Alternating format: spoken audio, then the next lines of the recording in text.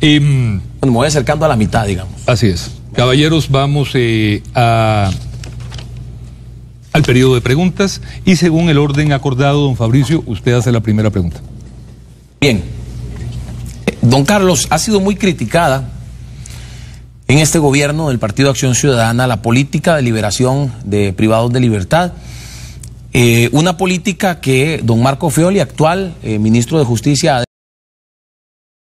en esta campaña usted dijo que lo iba a mantener como ministro, en otra se desdijo.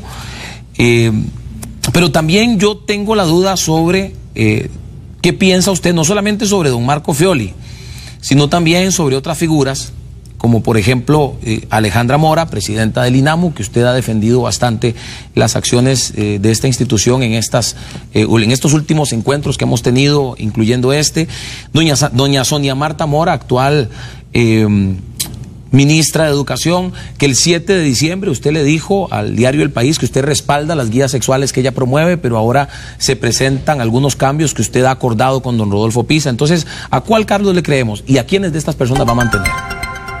Muchísimas gracias. Yo lo que he mencionado, primero, categóricamente nunca he dicho que iba a dejar a don Marco Fioli. Sí he dicho que no sería ministro en una administración mía. Dos, he dicho que conformaré un gabinete nacional, convocando a personas de distintos partidos políticos bajo una agenda y bajo un acuerdo. Y en ese marco eso es algo que está en construcción.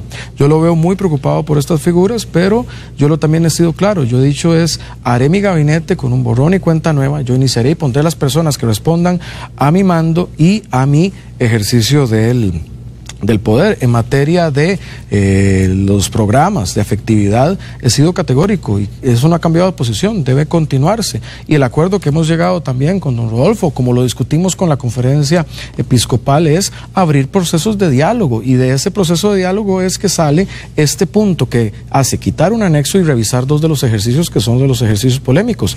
Y hemos un proceso de consulta con los padres. Eso es lo que nos parece más razonable, que debe llevar adelante un gobierno de diálogo y que procura unir y no más bien dividir.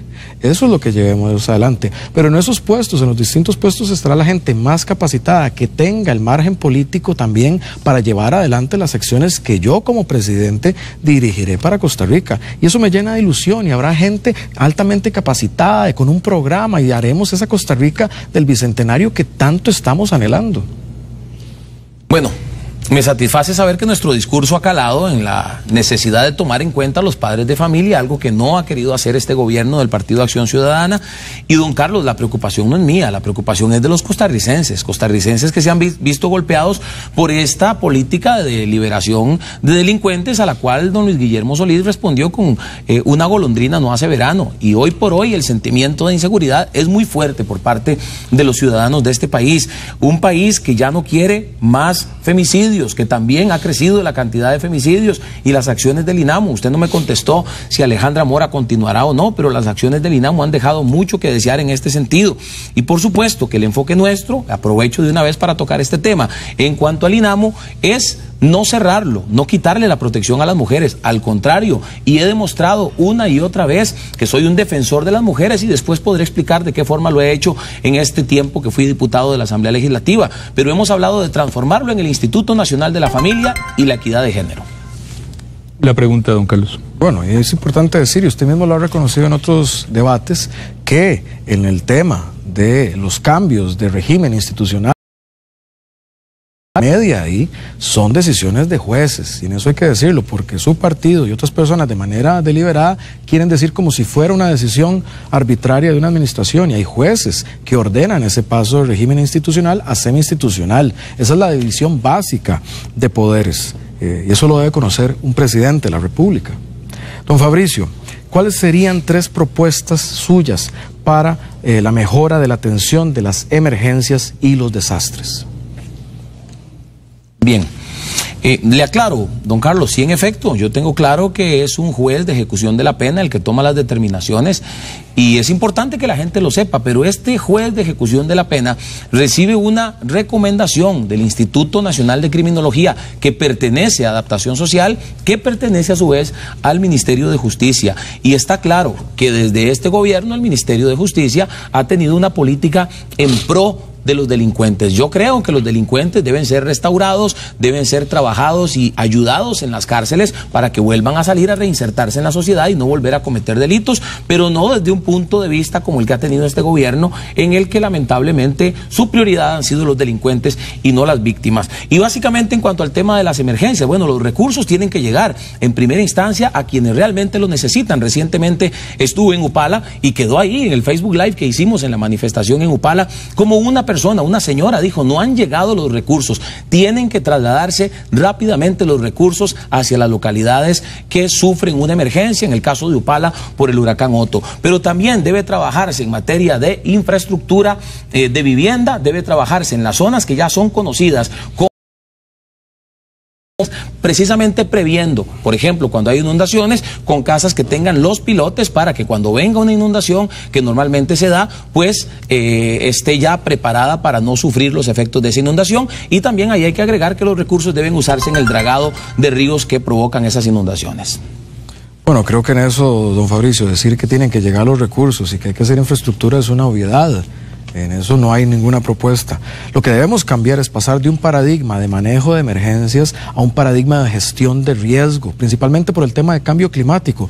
Tema, es decir, que en su primer programa no hay ni siquiera una mención al tema del cambio climático, el principal reto que tiene la humanidad y una de las principales ventajas que tiene el país para sacar adelante en esa materia. Y usted no menciona nada de materia de cambio climático.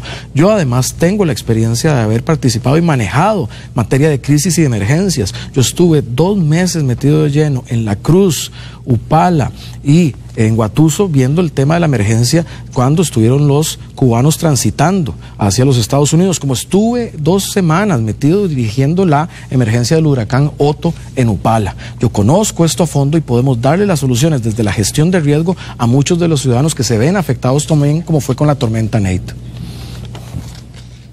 Le corresponde la pregunta a continuación a don Fabricio. Bueno, don Carlos, si usted dice que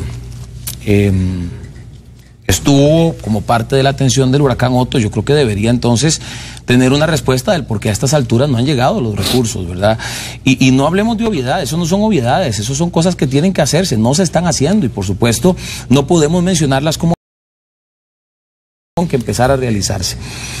Don Carlos, ¿cómo pretende usted en un eventual gobierno suyo proteger la vida de los no nacidos? ¿Cuál es su posición respecto al aborto? Su posición real, una posición sincera delante de los costarricenses que son pro vida en su gran mayoría. ¿Cuál es su posición respecto a este tema, don Carlos? Estamos en contra de modificar cualquier cosa en la ley actual. Y eso es así de llano. En un gobierno de Carlos Alvarado no se va a modificar nada en la ley relacionada con el tema del aborto. Es decir, y eso está tal cual planteado así en nuestro plan. E incluso se ha avanzado a especificar y se ha detallado más en el acuerdo con don Rodolfo Pisa, de que tampoco ni vía interpretación, ni vía protocolo, ni nada, se ampliaría lo que ya está tutelado por la misma ley. Es decir, no habría ninguna modificación en materia del aborto como ley, como está planteado.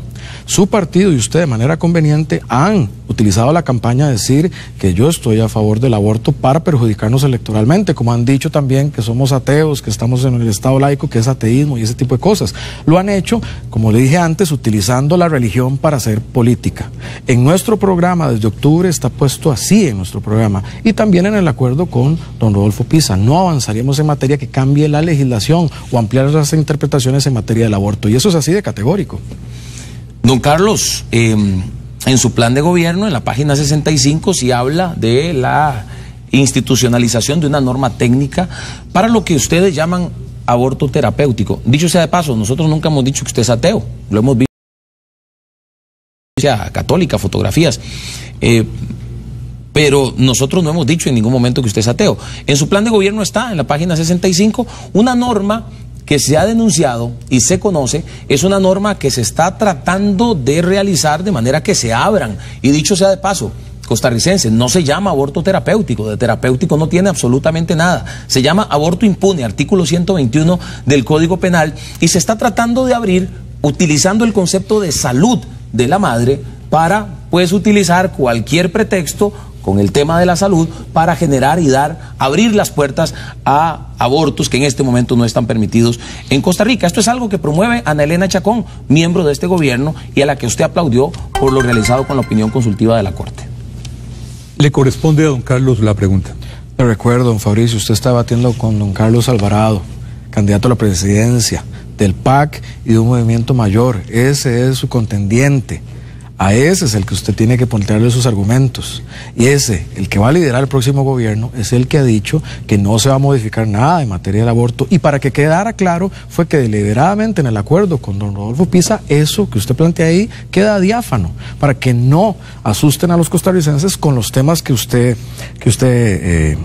plantea. Así de sencillo en eso. Siguiendo con el desarrollo del país y lo que interesa a costarricenses, ¿cuáles serían 3 acciones concretas de su administración para avanzar en los acuerdos de París? Bueno, nosotros hemos dicho, don Carlos, en relación, porque tenemos claridad de la importancia del tema del cambio climático. Sí hemos hablado de este tema, sí se ha tocado en debates. En efecto, hoy por hoy usted ha mencionado mucho el tema del plan de gobierno, pero también hemos hablado en los debates y el plan de gobierno no es la única manera que los costarricenses conozcan nuestras posiciones. Desde la lucha contra el cambio climático, desde la lucha por llevar a nuestro país a ser un país de carbono neutral, hemos hablado de diferentes acciones que tienen que ver, por ejemplo, con proteger los mantos acuíferos, con reforestación, con pues los diferentes acuerdos con las municipalidades, con acueductos y alcantarillado y las asadas, para darle la infraestructura a estas asadas para que se genere una mejor condición e higiene en el tratamiento del agua, el tratamiento de las aguas residuales, fortalecer el proyecto que ya, y continuar más que todo el proyecto que ya está realizándose entre Tres Ríos y Santa Ana, pero también en materia de avanzar hacia el carbono neutral, que tiene que ver directamente con este tema de cambio climático. Hemos hablado de pues impulsar que el proyecto de ley que aprobamos en la Asamblea Legislativa sobre carros eléctricos sea una realidad y se le dé el impulso a la importación de estos vehículos, el tren eléctrico, por supuesto, también, que va a generar mucho menor contaminación, aparte de todo lo que significa a favor o en contra de las presas, y apoyar el proyecto del tren de hidrógeno de Franklin Chan. Don Fabricio, esto es uno de los temas más en que Costa Rica puede brillar más en el mundo, y llevarlo adelante con generalidades no es lo óptimo si se pretende representar dignamente al país. Costa Rica se comprometió en ser laboratorio mundial de la descarbonización de la economía. Cristiana Figueres,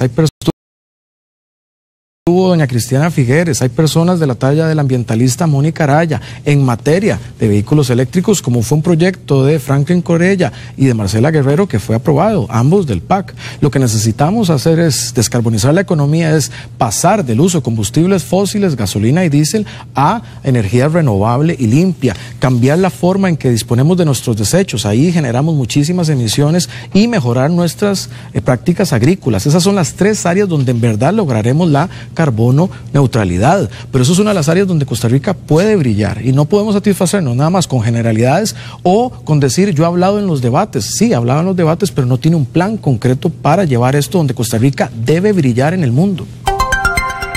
Pregunta. Bien, don Carlos, usted ha dicho, hablando de planes de gobierno, que el plan es un contrato entre el candidato y el partido con Costa Rica. ¿Cuáles fueron? Y se lo pregunto como el candidato que se vendió en primera ronda, después cambió, pero se vendió en primera ronda como la continuación del cambio, como la continuidad del gobierno de Luis Guillermo Solís. ¿Cuáles fueron los 3 pilares del plan de Luis Guillermo Solís? Hace 4 años, gobierno del que usted participó, del que usted fue presidente de Limas, ministro de Trabajo. ¿Cuáles fueron los 3 pilares y cuáles fueron los resultados? Primero, en eso quiero decirle que yo con gusto le coordino la cita para que usted tenga un debate con Luis Guillermo y le pueda rendir cuentas de todo lo que usted le quiere consultar a él.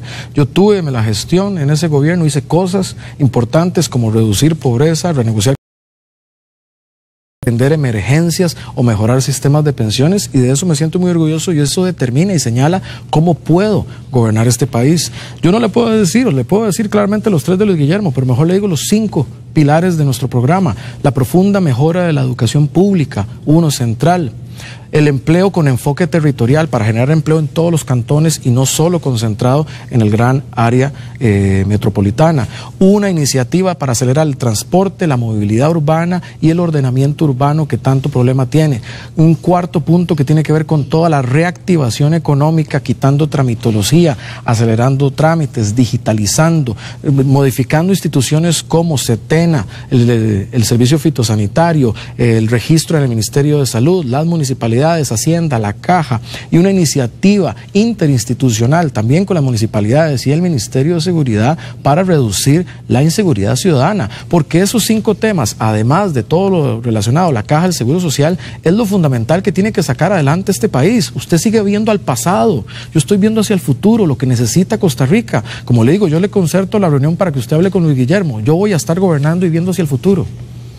Usted sigue tratando de desligarse de este gobierno, y los 3 pilares, no me los contestó, pero los 3 pilares, uno fue corrupción, que todos sabemos cuál fue el resultado de este gobierno en materia de corrupción, no voy a gastar tiempo ahí. El otro fue empleo, usted fue ministro de Trabajo y prometieron 217,000 empleos, y más bien tenemos 60,000 puestos de trabajo menos. El desempleo se acerca más bien a esa cifra que prometieron, se acerca a los 217,000. Y en pobreza, usted fue rector, y la promesa fue eliminar la pobreza en el plan de gobierno, y está también en medios de comunicación el compromiso del gobierno, y en esta materia usted fue el representante directo: eliminar la pobreza extrema, 54,000 familias, no atender. Ustedes hablaron de eliminar la pobreza extrema, sacar a esas familias de la pobreza extrema, y eso es algo que no sucedió, don Carlos. Vamos a la última pregunta antes de pasar a la dinámica abierta. La pregunta la hace don Carlos. Don Fabricio, usted ha hablado de las redes de cuidado, preocupación que ambos tenemos. Usted ha hablado de ampliarlas tanto para adultos mayores como para menores. Pero usted ha hablado también de usar fondos de FODESAF, que es la principal fuente de financiamiento de redes de cuidado, para aliviar el tema de las pensiones. Y usted ha hablado de utilizar cooperación internacional para financiar las redes de cuidado. No obstante, Costa Rica, al ser un país de ingreso medio alto, ya no es sujeto a la cooperación internacional para ese tipo de proyectos. Entonces la pregunta es, si plantea eso, y que lo ha dicho en campaña, no lo tiene en un plan porque no tiene plan, pero lo ha dicho en campaña, entonces yo asumo eso como lo que usted va a hacer. Eso es lo que le está pasando a todos los costarricenses. En fin, entonces, ¿cómo financiaría el aumento de las redes de cuidado? Sí, la cooperación internacional no es opción en este momento, y si usted está planteando más bien quitarle fondos a FODESAF. Bueno, nosotros no estamos planteando quitarle fondos a FODESAF, lo planteó una mesa tripartita de la cual fue parte el gobierno de Luis Guillermo Solís, una mesa compuesta por trabajadores, por patronos y por el gobierno de la República. Es una propuesta en la que se incluyen, o de la que formó parte este gobierno, que no es la única propuesta, que en el caso no es de utilizar los rendimientos de los regímenes de pensiones para construcción de obra pública, que es una inversión segura también. Así que en esa línea, don Carlos, nosotros nunca hemos hablado de debilitar FODESAF, al contrario, hay un proyecto de ley que se convirtió en ley de este servidor, en la cual se utilizan esos fondos para ayudarle a muchísimas familias. Se le ha ayudado a más de 2,000 familias a poder atender a sus hijos que están en el hospital. Nosotros lo que creemos, don Carlos, es que hay recursos que no se han utilizado. Por ejemplo, en el IMAS, del cual usted fue presidente, en estos 4 años hay 48,000 millones de colones de superávit. Y en los 2 años que usted fue presidente, 21,000 millones de colones. Es decir, hay recursos que se pueden utilizar para eso. Hay recursos que están ahí, que se pueden utilizar y que este gobierno no supo utilizar. Cuando hablamos de superávit, se lo digo a la gente, eso quiere decir no usar plata que sí está y dejarla ahí, no utilizarla. Y por eso mucha gente se queda sin las ayudas. Pero también, recuerde que la ley 9.220 habla de al menos un 4%. Ustedes siempre se mantuvieron en la posición de que era un 4% del FODESAF para las redes de cuidado y no más, pero lo que dice la ley es al menos, así que se podría también buscar ahí dentro del mismo fondo de FODESAF qué más se puede usar para ello. Don Fabricio, usted no responde claramente de dónde va a financiar el aumento de la red de cuidado. Los superávit. No lo responde. Y le explico ahora los superávit. No lo responde, y Entonces la pregunta es, ¿cómo lo va a hacer? Usted dice los superávits de Limas. Eso yo ya se lo expliqué en otro debate. Son superávit proyectado. La plata entra a las instituciones al final de enero por la recaudación. Si uno no proyecta dejar un poco de liquidez al final de diciembre, durante enero, esas familias que tienen necesidades de becas, de apoyo, no se les puede transferir. No deja una reserva en diciembre que se registra como superávit proyectado, pero en enero se ejecuta. Ahí no hay subejecución de plata. Es decir, esos 48.000 millones ya lo tienen las familias costarricenses y usted no los puede usar para la red de cuidado entonces. Entonces, usted plantea que quiere hacer crecer algo, pero no dice dónde vienen los fondos. Yo sí lo he dicho claramente, vendrá del aumento en el presupuesto del PANI. Y además, yo estoy en contra de la propuesta de pasar fondos de FODESAF. Eso es un presidente que tiene posiciones y no pasa analizando cosas. Pasamos al periodo abierto. Hay varios temas ahí, interesantes. Vamos. Yo quisiera entrar Vamos a seguir hablando de las redes de cuidado, para que usted nos diga cuál es el financiamiento. Bueno, básicamente, don Carlos, sí, en efecto, hay presupuesto del PANI, hay superávit del PANI. Bueno, eso es lo que yo he dicho como presupuesto. Yo creo también y no que es superávit. utilizar. Ese es el presupuesto que por un fallo legal le asigna 27.000 millones de colones, que es básicamente el presupuesto actual de las redes de cuidado. Por eso es que se puede hacer una ampliación. Y con eso subsanamos el error de tener no solo para las personas que están en pobreza, sino para clase media baja, para evitar el problema de que cuando una madre consigue empleo tenga que perder esa condición. Bueno, y eso se puede hacer con esos fondos. El que puso sobre la mesa ese tema fui yo precisamente. Hay una situación lamentable que se da con muchas mujeres que pues necesitan la ayuda del cuidado para ¿Usted está de acuerdo trabajo? Que se puede hacer con los fondos del PANI? Estoy de acuerdo, claro que sí. Pero usted lo tiene en su plan. Pero debo decir. ¿Usted lo tiene en su plan? Mire, don Carlos, usted está muy concentrado en el papel, pero al final, dígame del papel. Ya le dije los tres objetivos. Como dicen los periodistas, de su gobierno, y aquí somos tres periodistas, entonces, papelitos hablan. No, pero don Carlos, papelitos hablan. La palabra se la lleva el viento, los papelitos hablan. Pues sí, pero ¿de qué sirvieron los papelitos con el plan de gobierno de en el empleo? Usted fue ministro de Trabajo y habla mucho de Logramos una reducción de la pobreza. Sí, hicimos una negociación que no se había hecho antes. A ver, ¿cómo usted me dice que se redujo la pobreza? Dígame ¿cuáles son sus logros en esa materia? ¿Dónde está el resultado de ese ataque a la pobreza que ustedes prometieron iba a ser una eliminación de la pobreza extrema? Y pues revisamos en los mismos índices y estamos hablando de 1.000 y resto de familias cuando la promesa había sido 54.000. Entonces al final, ¿qué quiere la gente? 90.000 hogares que viven con menos de 50.000 colones. Y casualmente en nuestro programa de gobierno hay una ruta crítica para en el año 2022 y con financiamiento cubrir al 100% de las familias en pobreza extrema bajo un modelo de atención integral. ¿Y sabe por qué lo sé? Porque yo conocí bien el programa de gobierno del año 2014 y yo sé muy bien que ahí decía erradicar la pobreza extrema. Yo he debatido mucho este tema con la pobreza extrema, claro. Sí, y ahí hubo un error y ahí hay una equivocación.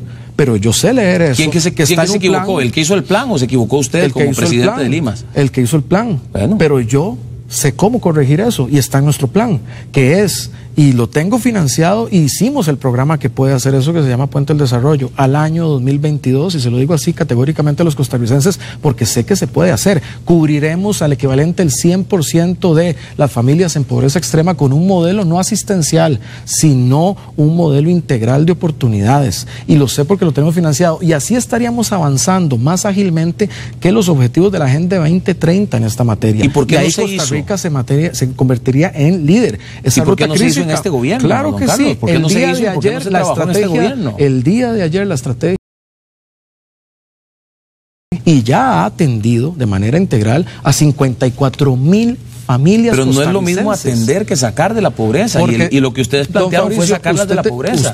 Usted le puedo comentar que no es exclusivamente, y por eso hablamos tanto de empleo, no es exclusivamente la atención del Estado el que saca a la familia. Bueno, ahora me dice que por supuesto. No, por supuesto, y nosotros lo hemos dicho, no es solo con asistencialismo. Es la generación de empleo, permítame terminar de explicarle. Por eso es importante un modelo de atención integral, claro. Porque lo que genera es, sí, transferencia económica para el sustento básico, pero conecta con educación, para generar empleo. El empleo y la autonomía es lo que genera mayor autonomía. Por eso es clave, y el próximo gobierno debe enfocarse, y lo dije en mi intervención anterior, en la mejora de la calidad de la educación pública y universalizarla, porque es el principal factor de desempleo en el país. Generar empleo en todo el país, porque el hecho que generemos el mayor empleo en el GAM es lo que está produciendo migraciones y gran desempleo fuera, en las áreas costeras, en las áreas rurales. El Estado Eso de es la lo Nación, que tiene que hacer un gobierno que está preocupado por los costarricenses. El Estado de la Nación ha dicho que la reducción de la pobreza de la que usted habla de 2 puntos obedece a la asistencia social. Eso quiere decir que si le Por quitamos supuesto. esa asistencia, vuelven a la pobreza.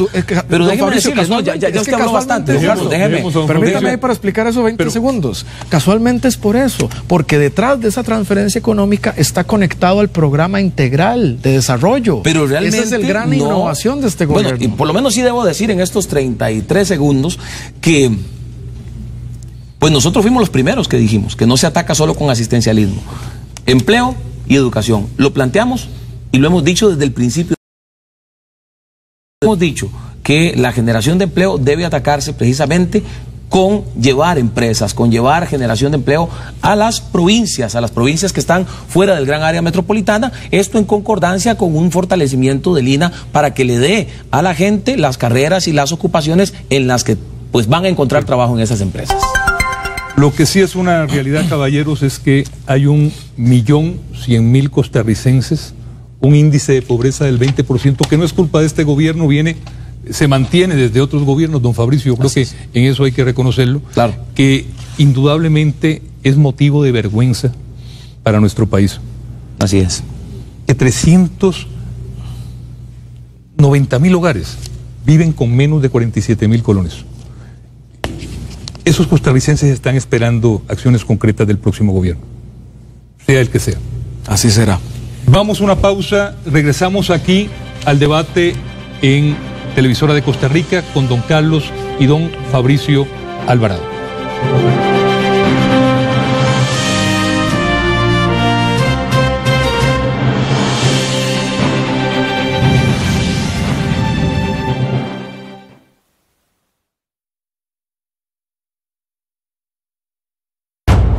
Así somos. Como somos en nuestra tierra, somos campos sembrados de anhelos, convertidos por todos en bienestar. Así somos, mundo de color. Nuestros sueños nos hacen hermanos, cultivamos la paz, hijos de la esperanza, somos libertad. Así somos, diversión y compañía. Así somos, rica en cuerpo y alma.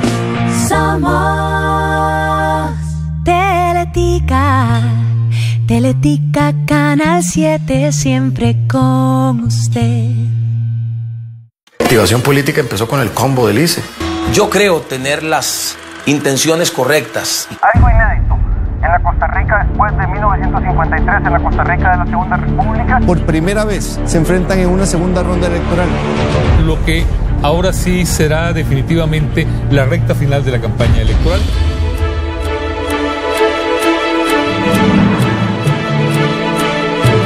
Le llevaremos a su pantalla el progreso y avance. Mis hermanos son un orgullo para mí también. Informarles de este documento. El mejor equipo técnico y periodístico será parte fundamental, con el análisis más completo y los comentarios objetivos que usted necesita, con datos en tiempo real.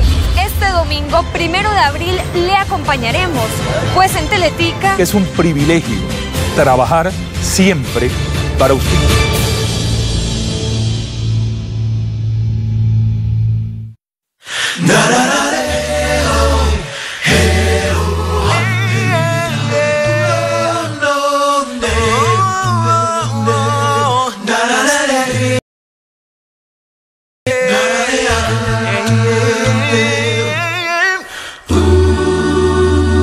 Soy Tico, Nico Nenange, Costa Rica, pura nini yunatoye la caco, echen en aputuco, Takanaunge marajore tenge la kako. Hueriniaha naporetica.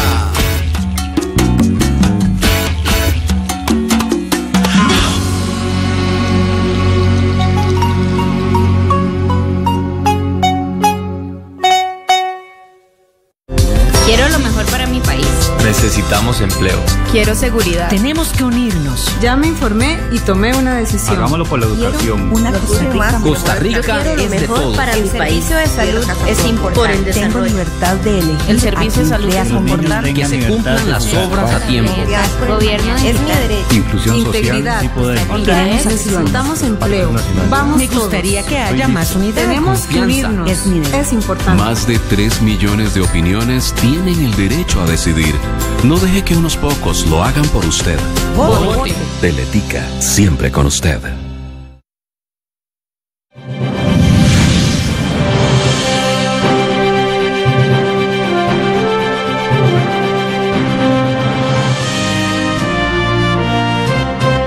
Muchas gracias por su compañía, por continuar con nosotros aquí en el debate de su Teletica con don Carlos y don Fabricio Alvarado. Vamos ya a la recta final de este, creo yo, ejemplar cívico, democrático ejercicio que hemos tenido hoy de parte del gran respeto de parte de los dos candidatos. Vamos a la última pregunta entre ellos antes de pasar a dinámica abierta y al cierre. Según lo acordado, la pregunta le corresponde a don Fabricio. Así es. Don Carlos, vuelvo al tema que veníamos conversando y es el tema del combate a la pobreza. Nosotros hemos dicho que en un gobierno de restauración nacional ese será nuestro enfoque. Sí, en alianza con otros partidos políticos, en alianza con el sector productivo, con los diferentes sectores, el enfoque será trabajar por los que menos tienen, por los que en Guanacaste, Punta Arenas y Limón nos dieron el voto, en la región Huetar Norte, en la región Sur-Sur, nos dieron el voto con la esperanza de que por fin un gobierno se acuerde de ellos. Usted ha hablado mucho de este tema y lo ha planteado como un logro del actual gobierno al cual usted perteneció y usted fue pues quien dirigió las políticas en el tema de combate a la pobreza. Yo quiero pues que otra vez usted tenga el espacio, don Carlos, para que nos diga esto. ¿Usted está satisfecho con los resultados? ¿Y qué va a hacer? Si usted llega a ser presidente de la República, ¿qué va a hacer diferente al gobierno del cual usted ya fue parte para tener los resultados de los que usted habla, que quiere tener? Yo estoy positivo con los resultados porque se hicieron cosas que nunca antes se habían hecho, pero no estaré satisfecho y no descansaré hasta que ese indicador y esas familias tengan una mejor calidad de vida. Se hizo lo que nunca antes se había hecho porque hoy hay una estrategia que no es asistencial, hay una estrategia que reúne 22 programas de 12 instituciones para darle a la familia en todas las partes del país en mayor necesidad, no solo la parte económica. La beca en primaria, la de secundaria, la capacitación para el joven, el empoderamiento para la mujer, el seguro por el Estado, el régimen no contributivo para el adulto mayor, y eso no se había logrado antes, como se lograron implementar mapas sociales, como se implementó el índice de pobreza multidimensional que usted mencionó, que Costa Rica se convirtió en el país que más rápido en el mundo lo hizo con la Universidad de Oxford. Se hicieron alianzas público-privadas como con la organización Horizonte Positivo para el combate a la pobreza, y ya estamos en ciernes lo que se ha presentado del sistema de registro único de beneficiario, una plataforma informática que permite el combate a la pobreza. Y es con ese conocimiento y con esa certeza que propongo en mi programa de manera escrita que en el 2022 habremos cubierto el equivalente a todas las familias en pobreza extrema con un modelo de atención integral, porque lo he vivido, lo he trabajado, hemos tenido resultados positivos y sé que podemos tener muchísimo más. Para eso, casualmente, es que aspiro a la presidencia, para mejorar la vida de esas personas en pobreza. Contrario a lo que quizá usted mismo pensó, don Carlos, esta pregunta no era para criticarlo a usted, sino para comprometerme delante de los costarricenses, porque sí, todavía hay muchísimo por hacer, se quedó mucho sin hacer en este gobierno y nosotros queremos trabajar por usted, que desde aquellas zonas en las que hemos visitado y que he mencionado también en la pregunta, Guanacaste, Punta Arenas, Limón, la zona rural, que nos han recibido con tanto cariño y tanto amor y con tanta ilusión, con la certeza de que quien les habla es una persona que conoce al pueblo, que ha recorrido el pueblo y que conoce las necesidades, que ha estado con las familias que han sufrido una inundación y que no han recibido la ayuda a tiempo, que ha estado con las familias que viven un precario y que tampoco reciben la ayuda de parte de los gobiernos. Mi compromiso 70 familias que no tienen casa, a pesar de que aquí se reparten 10.500 bonos por año, bonos de vivienda. Mi compromiso es con aquellas 21 familias, hay 21 ranchos en precarios que, a diferencia de hace 4 años, que eran 13.000, ha crecido. Es con esas personas mi compromiso. Don Carlos, su pregunta. Don Fabricio, ¿cómo visualiza usted que sería un gobierno nacional? Un gobierno nacional es un gobierno que reúna las mejores mentes de este país, no solamente a nivel de partidos políticos, sino a nivel de sectores, cooperativistas, sindicalistas, solidaristas, los diferentes grupos representados en la sociedad civil que tienen mucho que aportar, asociaciones de desarrollo, municipalidades. Desde que iniciamos en esta campaña electoral hemos hablado de la importancia de que el país se una. Tenemos años viendo división, tenemos años viendo peleas entre partidos políticos, tenemos años viendo guerras en las calles, guerras que, gracias a Dios, no son las guerras que vemos en otros países, guerras militares, pero al final son guerras que lesionan, que lastiman el corazón de los costarricenses. Yo veo un gobierno nacional como el que ya estamos construyendo, uniendo a las mejores mentes de este país, planeando juntos lo que hay que hacer, tomando decisiones juntos de cuál es la ruta que hay que seguir, sin mezquindades, dejando a un lado las banderas de los partidos políticos. Y eso es lo que quiero y eso es lo que hemos planteado y hemos demostrado, presentando ya 7 equipos hasta este momento, 7 equipos de trabajo en diferentes áreas como infraestructura, seguridad, economía, el área social, la juventud. En 7 áreas distintas ya hemos presentado nuestros equipos y en un gobierno de restauración nacional haremos mano con todos los sectores. Eso es un gobierno de unidad nacional, tomando en cuenta a todos, tomando en cuenta las diferentes posiciones y las diferentes ideas que los partidos políticos y los sectores tengan para hacer de este país el país que todos soñamos. Eso es lo que creo que es un gobierno de unidad nacional. El gobierno nacional será el gobierno del bicentenario y haremos la diferencia como lo hizo la generación del 40. Tendremos un gabinete que tendrá personas de diferentes partidos políticos o personas que no necesariamente son de algún partido político, pero son las mejores personas para llevar un plan concreto adelante. Y esos pasos ya se han dado en acuerdos con liderazgos como el de don Rodolfo Pisa o liderazgos importantes de personas socialdemócratas del Partido Liberación Nacional. Ese gobierno nacional, la semana inmediata después de la elección, convocará personas como don Franklin Chan en los proyectos de hidrógeno o a doña Cristiana Figueres para asesorarnos en materia de cambio climático, que son las materias fundamentales. Reunirá a las distintas embajadas de los países cooperantes para llevar y darle las prioridades de lo que hará el próximo gobierno. Se reunirá con el gobierno actual para pedirle una transición ágil y empezar a ejecutar, y negociará con otros partidos para tener mayorías y darle fluidez al gobierno nacional del bicentenario desde la Asamblea Legislativa. Eso es un gobierno nacional. Tenemos 5 minutos, son los últimos 5 minutos que van a tener ustedes para dialogar, para conversar. La próxima vez que se vean, uno de los dos será presidente electo de la República. ¿Cómo avanzamos en estos 5 minutos, caballeros? ¿Qué mensaje final podemos ir dando para cerrar este debate? Si les parece, yo en la línea de lo del gobierno, del bicentenario y nacional, y creo que hay un ánimo de unidad, yo lo convocaría. Yo también sé que como presidente debo representar a las personas de Restauración Nacional, porque es un gobierno para todas y para todos. Yo lo convocaría, tendría diálogos con usted, con su fracción, para construir esas agendas. Yo creo profundamente en los diálogos a partir de agendas concretas. Así es. Ver qué son los elementos que nos unen. Hay preocupaciones que nos unen. Usted menciona una, el combate a la pobreza, eso nos une. El tema de las redes de cuidado, eso profundamente nos une. Ver materias concretas para echar adelante un gobierno nacional. Yo lo convocaré y espero tener un diálogo cercano con su fracción.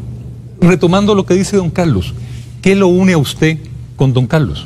¿En qué causas hay indudablemente coincidencia, don Fabricio? Creo que es un momento maravilloso para dar un mensaje precisamente de unidad.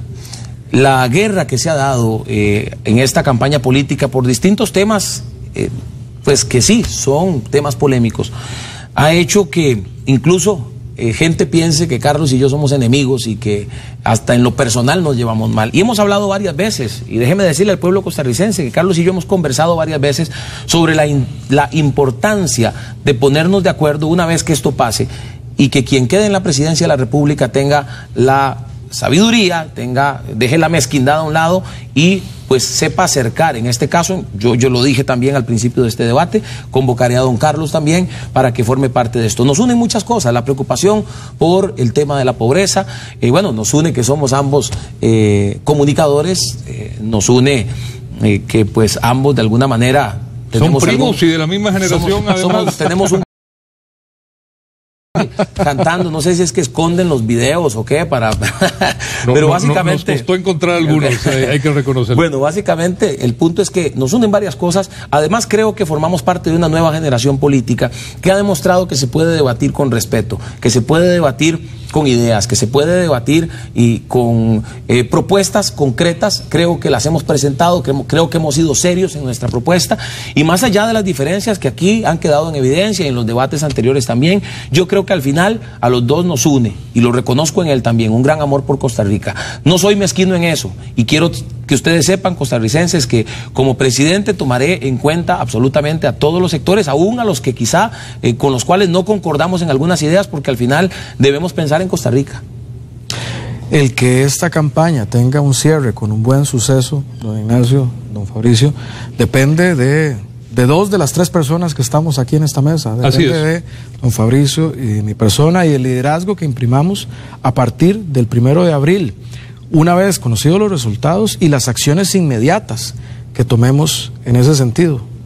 Amamos profundamente Costa Rica, tenemos puntos de vista en algunas materias, otras son materias que los unen. Yo he planteado, y en ese gobierno nacional del Bicentenario debe tener como elemento central, estratégico, construir sobre lo que nos une, no sobre lo que nos divide. Si nosotros como Costa Rica enfatizamos aquellos puntos que nos dividen y nos separan, vamos en la ruta de la polarización y la confrontación. Pero hay muchos puntos que nos unen. Es necesario ir cerrando ya. Sí. Así es. La fractura que se le ha hecho a la nación. Yo me siento satisfecho de que este debate termine de esta forma. Ambos tenemos esa conciencia de la Costa Rica del Bicentenario. En nuestro plan de gobierno proponemos la gran reforma educativa, y precisamente es desde la educación que podemos generar una generación que se levante con esos principios, con esos valores, de buscar en lo que coincidimos, de buscar aquellas cosas en las que podemos lograr grandes acuerdos y avanzar en esos grandes acuerdos, y sí, dialogar sobre aquellas cosas en las que no pensamos igual. Yo creo que tanto don Carlos como los candidatos que pasaron por la primera ronda están en toda la disposición de sentarnos a dialogar y encontrar esos puntos de acuerdo. Por lo menos quiero que Costa Rica tenga la certeza de que en un gobierno de restauración nacional las puertas van a estar abiertas para todos los sectores. Que es también, obviamente, para ya ir cerrando la posición suya también, don Carlos, en ese sentido. Es la invitación al gobierno nacional, del gobierno del Bicentenario, que está extendida a don Fabricio, a Restauración Nacional, como ya la tenemos entablada con don Rodolfo Pisa, y una parte sólida del liderazgo de la Unidad Social Cristiana y parte importante de Liberación Nacional, y con una agenda que en ese primer eslabón ya está construida a partir de lo que nos une, y eso le ofrecemos hoy a Costa Rica, una ruta clara. Caballero, realmente me enorgullece mucho como periodista y como ciudadano terminar así este debate. Que ha sido un debate intenso, que ha sido un debate fuerte, pero un debate respetuoso, y sobre todo con este mensaje, porque definitivamente, como comenzaba al inicio del debate, que lo hablaba hoy con el señor presidente del Tribunal Supremo de Elecciones, lamentablemente una de las peculiaridades que va a quedar de este el fraccionamiento que ha habido en nuestra sociedad. Ojalá los seguidores de ambos apliquen lo que ustedes hoy han dicho y han practicado. Caballeros, pasamos entonces al periodo de cierre, que son 2 minutos, y de acuerdo a lo que estaba establecido, le corresponde comenzar a don Carlos Alvarado. Muchísimas gracias, don Ignacio, don Fabricio. Costarricenses, el próximo gobierno será el gobierno del Bicentenario, es decir, el gobierno en el cual Costa Rica llegará a los 200 años de vida independiente. Y tenemos la oportunidad de hacer cosas extraordinarias, cosas maravillosas como la generación de nuestros abuelos lo hizo, aboliendo el ejército, generando cosas como la caja, el sistema de parques nacionales y otras de las maravillas de las cuales hoy gozamos. Pero nuestra generación le corresponde tomar esas decisiones, unirse para transformar este maravilloso país. Yo anhelo un país que tiene la mejor educación del continente, para todas y para todos, de calidad, una educación que nos permite generar mejores fuentes de empleo en todo el país, no solo concentradas, sino en todo el país. Instituciones que trabajan articuladas con lo mejor de la ciencia, de la tecnología, para llegar a todas las partes. En cuenta también logrando reducir la inseguridad, que las costarricenses puedan caminar tranquilos por las calles, recuperando eso de las comunidades que nos hace disfrutar de la vida en comunidad. También anhelo un país, y sé que podemos hacer un país que reduce la pobreza y ya está comprometerse a trabajar, y me comprometo a trabajar fuertemente para lograrlo. Una estabilidad económica, y ahí están nuestras propuestas para lograr esta materia. Agilidad en trámites para que el emprendedor, la emprendedora pueda llevar adelante su empresa. Tenemos una gran oportunidad con el gobierno nacional, el gobierno del Bicentenario, que reúna a las mejores personas. Es para ese sueño, para esa Costa Rica que yo le quiero dejar a Gabriel y que le queremos dejar a nuestros hijos y las futuras generaciones, es que pido el apoyo, que vayamos a votar este 1 de abril. Esto no es por el PAC, no es por Carlos Alvarado, es por nuestras familias, esto es por Costa Rica. Muchísimas gracias y les pido su apoyo por Costa Rica. Don Fabricio. Muchas gracias también a usted, don Ignacio, a don Carlos también muchas gracias por estos debates de altura que yo creo que le han dejado mucho a la democracia en Costa Rica. Costarricenses, no me avergüenza decir que mi esposa y yo, mi esposa Laura, a la que agradezco profundamente haber estado conmigo en este proceso, haberme ayudado a mantenerme firme y haber estado conmigo, a vos, Laura, y a mis hijas, a Fabiana y a Dariana, por las que también hago esto. No me avergüenza decir que somos del pueblo, que somos parte de ese pueblo que nos ha visto con tanta ilusión, en cuyas miradas hemos visto la esperanza durante estos 6 meses. No me avergüenza. No me avergüenza decir que no tengo título, ni que hablo varios idiomas, porque las circunstancias me llevaron a eso y en algún momento tuve que decidir entre trabajar o seguir estudiando. No me avergüenza decir que represento a la gente más pobre de este país, la que votó por nosotros en Guanacaste, Punta Arenas, Limón, en las zonas alejadas del gran... a decirlo porque sé que lo hicieron, porque tienen la esperanza de un gobierno que se vuelva hacia ellos, que vuelva su mirada hacia ellos y que trabaje de sol a sol para darles una mejor calidad de vida. No me avergüenza porque en medio de esas circunstancias creo que he tenido la humildad y la inteligencia para buscar a las mejores mentes de este país y pedirles ayuda, gente de otros partidos políticos, para conformar un gobierno como el que está pidiendo el pueblo, un gobierno de unidad nacional. Y no me avergüenza decir que creo en Dios, que amo profundamente a Dios y que le oro todos los días para pedirle sabiduría para no fallarle al pueblo que me va a elegir el próximo 1 de abril. En lo absoluto me avergüenzo y seguiré haciéndolo, y como presidente todos los días pediré esa sabiduría, por supuesto, rodeándome de la mejor gente. Hay muchos gigantes que matar, hay muchos gigantes a los que tenemos que derribar juntos como país para poder seguir diciendo que somos la Suiza centroamericana, para poder seguir diciendo que Costa Rica es grande y seguirá siendo grande, y enfrentaremos y llegaremos a celebrar en el 2021 el bicentenario de nuestra independencia diciendo Costa Rica es grande. En Televisora de Costa Rica esperamos que este ejercicio cívico y democrático haya contribuido para que usted tenga más y mejores elementos de juicio para decidir por quién votar, por don Carlos o por don Fabricio, el próximo domingo. Aquí termina este debate. Los ha escuchado, usted los ha visto. Con su conciencia, con su familia, con sus amigos, reflexione sobre cuál es la mejor opción. Nosotros no tenemos nada más que agregar, salvo nuestra profunda satisfacción de haber propuesto como este, intenso, donde se trataron diversos temas con un enfrentamiento claro de ideas, con coincidencias también, pero sobre todo con un profundo respeto que esta nueva generación de políticos nos está dando ese ejemplo a todos. Realmente, de parte de ustedes y de parte de nosotros en Televisora de Costa Rica, don Fabricio, don Carlos, muchas gracias por haber participado hoy en este ejercicio, creo yo que ejemplar. Ha sido probablemente el debate que como periodista más satisfacción me ha dado en casi 35 años. Espero que para los costarricenses también sea. Espero que sí.